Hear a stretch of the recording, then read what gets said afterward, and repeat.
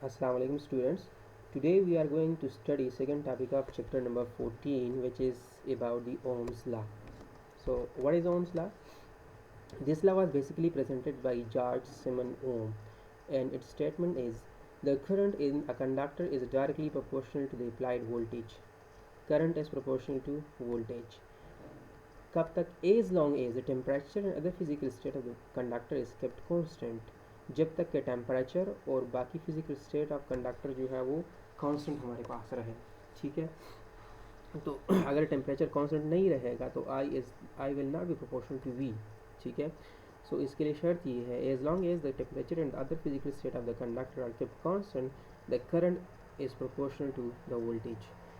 अब प्रोपोर्शनलिटी ख़त्म करने के लिए हमारे पास आता है कांस्टेंट के। तो यहाँ पे हमारे पास जो कांस्टेंट के है उसकी वैल्यू है 1/r। सो रिप्लेस करते हैं के को 1/r से, तो I is equal to 1/r times V. अब यहाँ पे मल्टीप्लाई वी को 1 से मल्टीप्लाई कर दे तो I equals to V divide by R, या री अरेंज करने के बाद या इसको क्रॉस मल्टीप्लाई करने के बाद हमारे पास आता है V equals to I R, which is the Ohm's law. Circuit की तरफ चलते हैं। ये हमारे पास सर्किट है ओम्स लॉ की। हमने एक बैटरी ली है, ठीक है, जैसे यहाँ पे है, और हमने एक रेजिस्टर आर लिया है। It may be resistor, it may be a fan, a bulb, anything. ठीक है, तो हमने जब कनेक्ट किया तो इसमें से करंट फ्लो करने लगा। ठीक है, और अगर यहाँ पे इसकी वैल्यू कांस्टेंट है, फॉर एग्जांपल अगर इस रेजिस्टर की वैल्यू कांस्टेंट है तो जितना वोल्टेज आप बढ़ाते जाते हो, यहाँ पे तो कांस्टेंट बैटरी हमने ली है, हम वेरिएबल बैटरी भी ले सकते हैं जिसकी वोल्टेज 2 वोल्ट, 4 वोल्ट, 6 वोल्ट इन ऑनवर्ड। तो जैसे जैसे आप वोल्टेज को बढ़ाते जाओगे करंट इस सर्किट में बढ़ता जाएगा। ठीक है, सो इसका मतलब है कि I is proportional to V provided that the temperature conduct of the conductor is kept constant. तो टेम्परेचर डिपेंड करता है रेजिस्टर पे। टेम्परेचर इंक्रीज होगा तो रेजिस्टेंस इंक्रीज होगा। ठीक है, दैट्स वाई हमने कहा है कि टेम्परेचर कांस्टेंट रहेगा। ये इसका सर्किट डायग्राम है। सर्किट में बनाते हो सो ये बैटरी है, प्लस एंड माइनस, ये आपको वोल्टेज प्रोवाइड कर रही है। यहाँ पे आपके पास रेजिस्टेंस है, रजिस्टर है जो रेजिस्टेंस पैदा करता है। ठीक है, और ये आपका सर्किट पूरा, तो इसमें से करंट भी फ्लो कर रहा है। तो Ohm's law is about, Ohm's law basically आपको करंट, वोल्टेज और रेजिस्टेंस का रिलेशनशिप बताता है। ठीक है, जिसका मैथमेटिकल फॉर्म है voltage, current and resistance. So what is this R? R is basically called the resistance. What is resistance? The opposition to the flow of charges in a conductor. ठीक है, एक conductor है, एक circuit है, उसमें से charges flow कर रहे हैं, लेकिन वहाँ पे एक चीज़ है, उस मटेरियल की अपनी खसूसियत है, एक चीज़ है वहाँ पे, ठीक है, कि वो उसको स्टॉप कर रही है, चार्जेस को आगे जाने नहीं दे रही, तो उस चीज़ को हम कहते हैं रेजिस्टेंस। ठीक है, और अगर मटेरियल की अपनी खसूसियत है उसको रेजिस्टिविटी कहते हैं। You will study this later on, लेकिन यहाँ पे हमारा जो एक्चुअल काम है वो रेजिस्टेंस के साथ है। What is resistance? ठीक है, opposition to the flow of charges in electric circuit.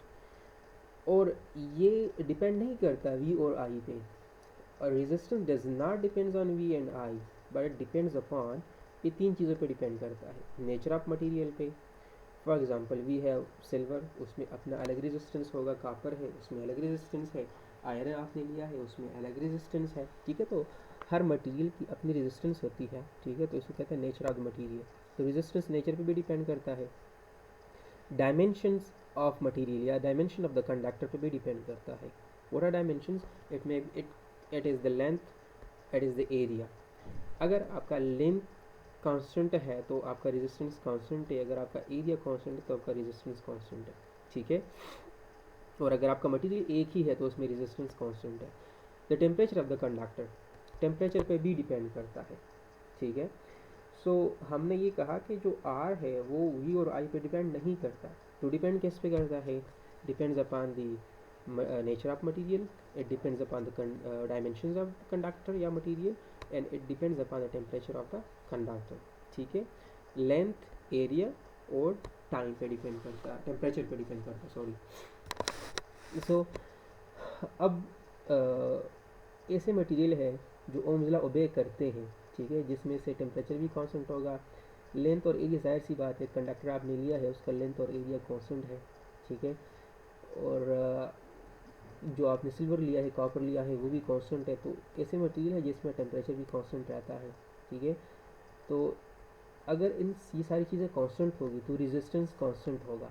ठीक है। रेजिस्टेंस कांस्टेंट होगा तो वो मटेरियल क्या करेगा, ओम्स लॉ को ओबे करेगा। ऐसे मटेरियल जो ओम्स लॉ को ओबे करते हैं उसको हम कहते हैं ओमिक डिवाइसेस, ओमिक कंडक्टर्स या ohmic materials. Conductors, devices, materials that obey ohm's law are called as ohmic devices, ohmic conductors या ओमिक मटेरियल्स। अब जैसे कि यहाँ पे हमने कहा कि जब रेजिस्टेंस कांस्टेंट रहेगा तो V is proportional to I is proportional to V, ठीक है। अब यहाँ फॉर एग्जांपल मेरे पास वोल्टेज है, ठीक है, 1.5 वोल्ट और करंट है 1 एम्पियर, तो इससे मेरे पास रेजिस्टेंस आता है 1.5 ओम। अब जैसे जैसे 1.5 से मैंने करंट वोल्टेज को डबल कर दिया, ठीक है, 1.5 मीन्स अब मैंने 3 कर दिया, डबल हो गया, तो 3 आ गया वोल्टेज। करंट को मैंने डबल किया तो 2 आ गया, 3/2 से अगेन 1.5 ओम आता है, ठीक है। यहाँ भी रेजिस्टेंस जो है 1.5 है, यहाँ भी रेजिस्टेंस 1.5 है, means the resistance is constant. Resistance constant है तो I is proportional to V, ठीक है।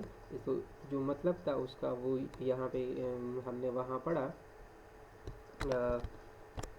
इस इक्वेशन में, इस रिलेशन में I is proportional to V, तो उसका जो मैथमेटिकल फॉर्म है, डिराइवेशन है, वो यहाँ पे है ओमिक कंडक्टर्स में। ऐसे कंडक्टर जो ओम लॉ ओबे करते हैं, ठीक है। अब फॉर एग्जांपल यहाँ मेरे पास वैल्यू है 1 ओम, यहाँ पे 1.5 है, फिर आगे मेरे पास 3 ओम या डिक्रीज हो रही है वैल्यू, तो वहाँ पे हम ओम्स लॉ को अप्लाई नहीं कर सकते। Ohm's law is applicable only to this circuit.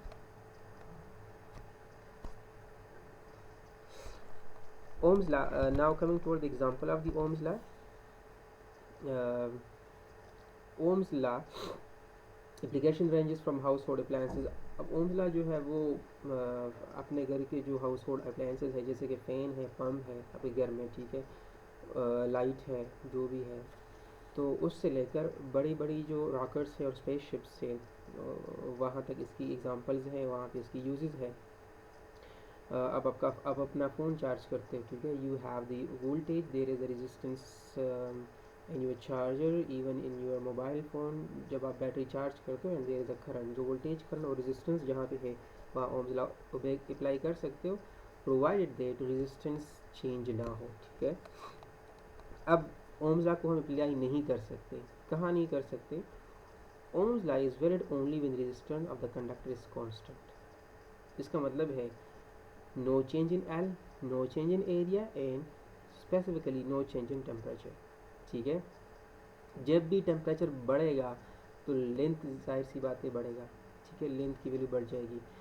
सो इसलिए टेम्परेचर की सबसे इम्पोर्टेंट इफेक्ट है। आपने कंडक्टर लिया है, उसका लेंथ कांस्टेंट है, एरिया उसका कांस्टेंट है, लेकिन टेम्परेचर उसका इंक्रीज़ हो सकता है, ठीक है।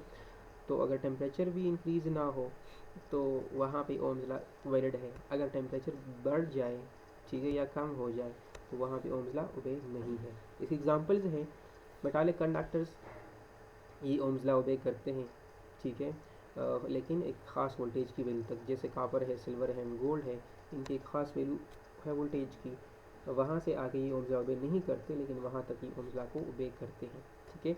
बाकी डिवाइसेस जैसे कि लाइट बल्ब है, फिलामेंट ऑफ लाइट बल्ब है, थर्मिस्टर है और सेमी कंडक्टर्स है, दे ओम्स लॉ वो ओम्स लॉ को ओबे नहीं करते, ठीक है। सो ये करते हैं और ये नहीं करते, तो जो नहीं करते उनको हम कहते हैं non ohmic devices, non ohmic conductors या नॉन ओमिक मटेरियल्स, ठीक है।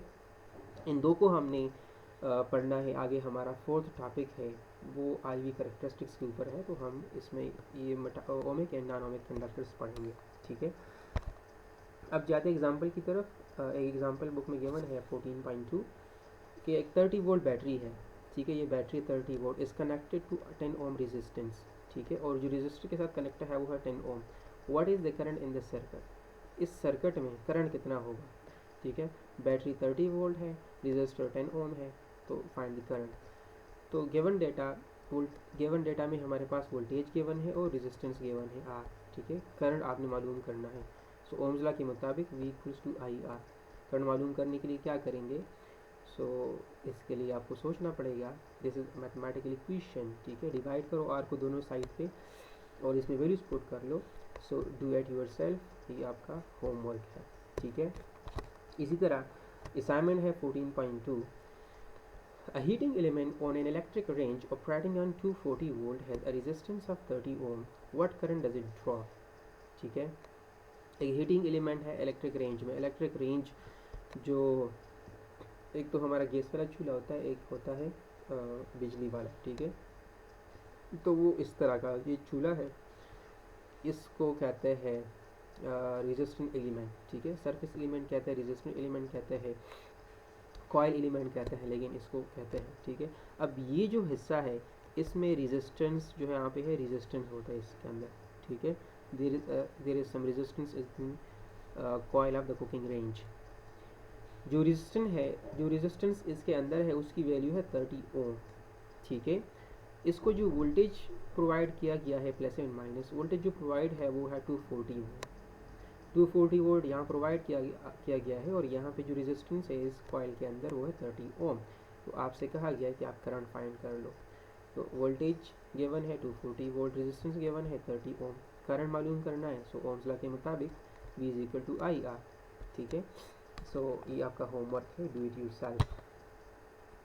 एक न्यूमेरिकल की तरफ आते हैं. न्यूमेरिकल नंबर 1 है, a small electric heater has a resistance of 15 ohm when current in it is 2 ampere. What voltage is required to produce this current? एक स्मॉल इलेक्ट्रिक हीटर है. ठीक है, for example this is a heater, has a resistance of 15 ओम, और इसमें जो resistance है, ठीक है, वो कितना है, 15 ओम रेजिस्टेंस है. जब इसमें से करंट जो है 2 एम्पियर, और करंट कितना इसमें से फ्लो कर रहा है, 2 एम्पियर करंट फ्लो कर रहा है इसमें. What voltage is required to produce this current. So कितना वोल्टेज चाहिए, रेजिस्टेंस गिवन है और करंट गिवन है. आपसे पूछा गया कि आप कितना वोल्टेज इसको प्रोवाइड करोगे. ठीक है, या कितना वोल्टेज इस 2 एम्पियर करंट को पैदा कर रहा है. तो गिवन डेटा में लिखते हैं, रेजिस्टेंस गिवन है 15 ओम है, करंट है 2 एम्पियर, वोल्टेज फाइंड करना है. सो गिवन डेटा लिखने के बाद हमें जाहिर हो जाता है कि हमने क्या करना है. ठीक है, और कौन सी लॉ को इस्तेमाल करना है. सो ओम्स लॉ वी आई और आर का रिलेशनशिप बताता है. तो ओम्स लॉ के मुताबिक V is equal to I R. V find करना है, आई और आर की वैल्यू पुट कर लो, you will get your answer. इस तरह न्यूमेरिकल नंबर 3 है, what resistor would have a 15 milliampere current if connected across the terminal of a 9 volt battery. कौन सा ऐसा रेजिस्टर है जिसमें 15 मिली एम्पियर, इसमें से कितना करंट फ्लो कर रहा हो, 15 मिली एम्पियर. अगर हम उसको 9 वोल्ट बैटरी से कनेक्ट करते हैं, इस रेजिस्टर में 15 मिली एम्पियर करंट फ्लो करें, तो मतलब हमने रेजिस्टेंस की वैल्यू फाइंड करनी है. सो करंट है 15 मिली एम्पियर. अब मिली जो है वो प्रीफिक्स है, एम्पियर इस आई यूनिट है, तो मिली को कन्वर्ट करते हैं 10 की पावर में, 10 पावर माइनस 3 के बराबर है. तो ये आ जाएगा 15 10 पावर माइनस 3 एम्पियर. अब ये इस आई यूनिट है, वोल्टेज इज इस आई यूनिट, वोल्टेज जो है 9 वोल्ट है, वोल्टेज इस आई यूनिट, ये भी इस आई, ये भी इस आई. डायरेक्टली सॉल्व कर लो. आपने फाइंड क्या करना है, रेजिस्टेंस की वैल्यू. ठीक है, कितना रेजिस्टेंस के लिए जो करंट है वो 15 मिली एम्पियर होगा. ओम लॉ के मुताबिक V is equal to I R. R find करना है तो दोनों साइड को आई पे डिवाइड कर लो, you will get and put the values, you will get your answer. So this is about the ohm's law, the example, assignment and numericals of Ohm's law. In the short question you will study it later on. So आज आपका topic ख़त्म हो रहा है, और